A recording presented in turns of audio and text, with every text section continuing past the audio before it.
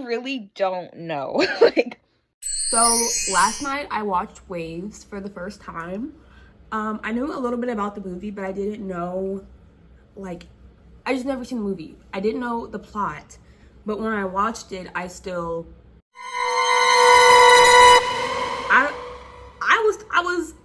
I was hurt. I was. Like, when the movie first started, I was like, oh my gosh, A24 movies are so good at making you want to be a teenager in Florida.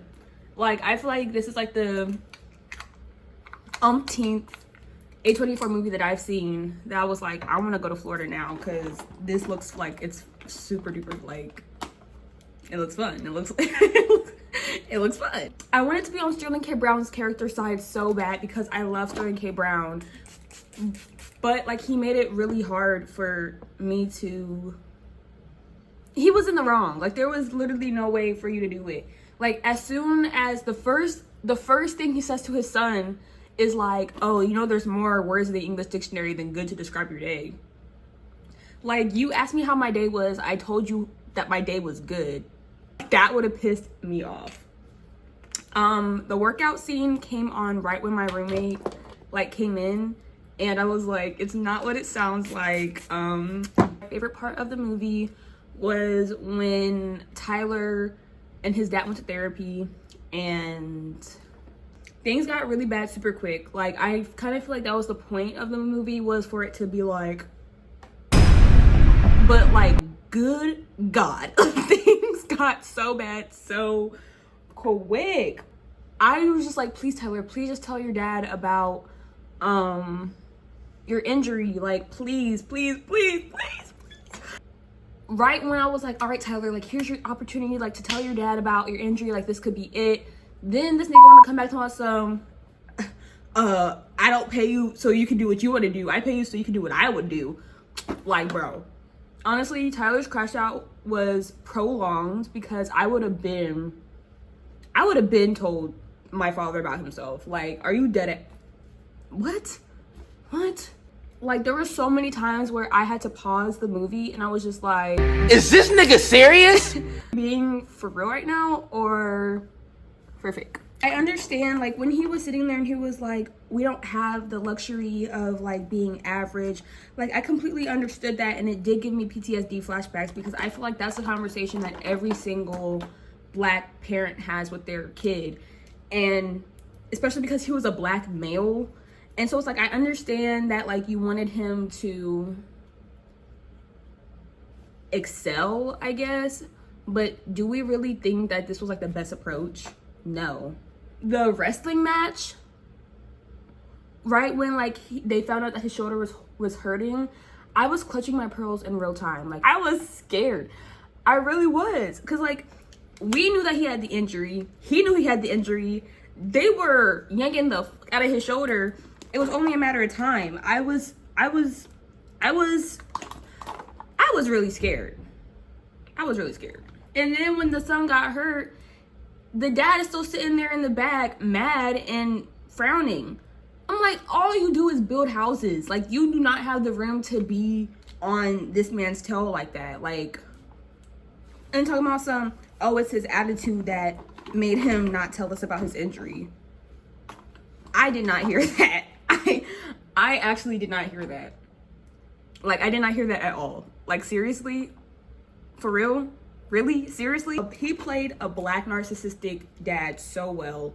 It was scary. It was really, really scary. And when they were in the car and he spit on her, ew! Yeah, I definitely think that they were both wrong in that situation. But I kind of feel like that was the point. Like, they're both teenagers trying to figure out if they want to be parents or not. This is why y'all kids need to just stay in school. The scene where the sister wakes up and he's crying, that almost made me shed a tear. I cannot lie. That honestly, and I do not cry when I watch movies, that actually almost made me, and it was so sad, because like you already knew what was going to happen. I feel like the whole movie was basically like a build-up of his crash out, you know? Like, we all knew, like, even if I didn't know the plot of the movie, even if I didn't know like what was going to happen, I feel like I would still know, because it's like, there's no way that he's going through all this. He's taking pills, like there's no way he's going through all this and it's just gonna be a happy ending. Like, you knew what was gonna happen. And so the whole time you're kind of just sitting there and you're just like, you're waiting for the moment of like change, the moment of realization of either Tyler to be like, all right, lock in, or for the parents to be like, okay, lock in. And it never came. And that, I feel like that's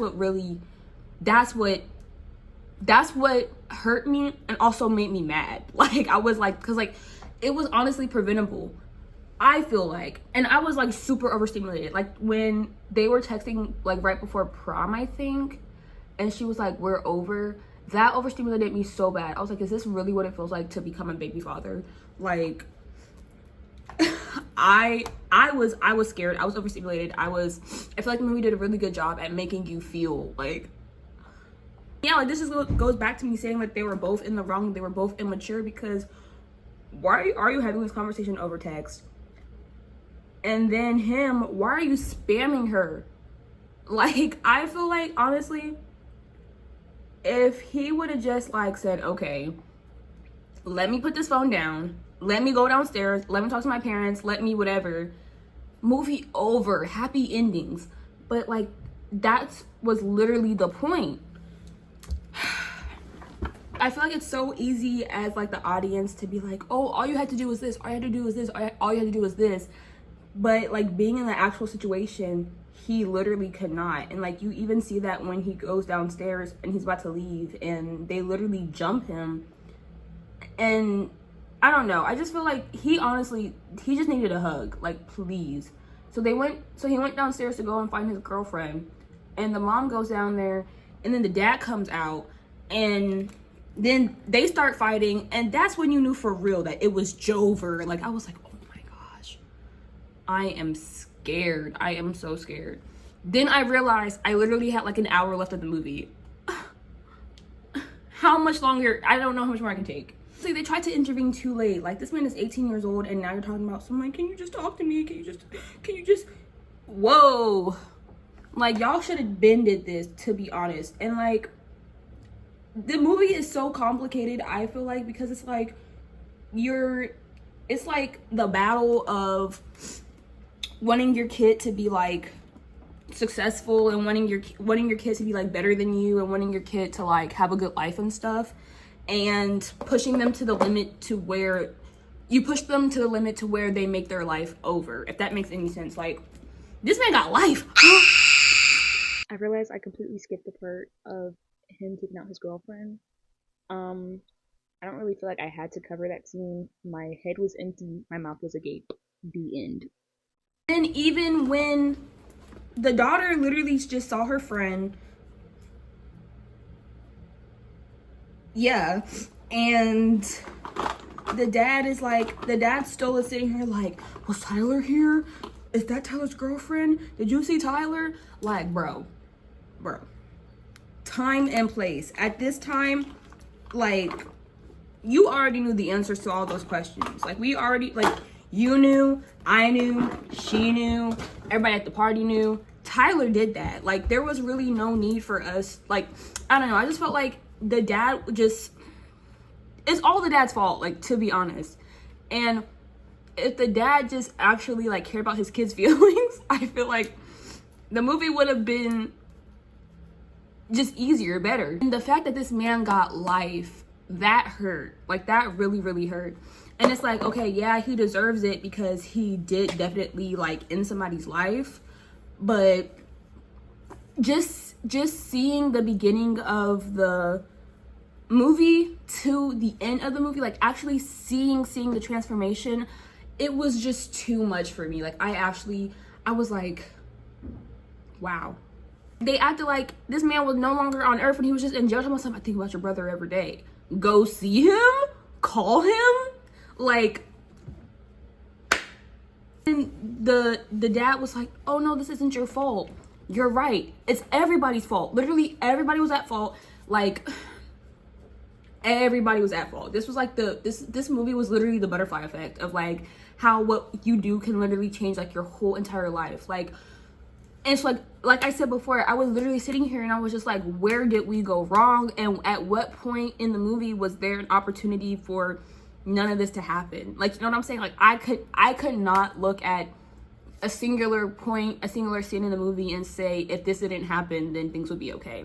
Because I think even if he didn't unalive his girlfriend, I still think that he would kind of, like, it would still be pretty bad. Like, I still think that, I don't know, but life is pretty bad. Cannot lie. Watching the movie and knowing that it was Scar, knowing that it was Taka from freaking Lion King, that's what hurt more. And I was not familiar with his game. Kelvin Harris Jr., he acted out that role. I was like, you know what? You kind of ate that. No, ain't no kinda. He definitely ate that. The movie gets a 10 out of 10 for me. Definitely not watching again. I'm not covering the second part of the movie. I know that's the part of the movie that everybody skips over, but literally, what is there to talk about? Bye. This is gonna be like my first official YouTube video. I'm still trying to figure out like what exactly I want to do. Trying to figure out how I'm going to do it. So yeah, I'm learning. I'm trying to figure things out. But yeah, thanks for watching. I'll see you later.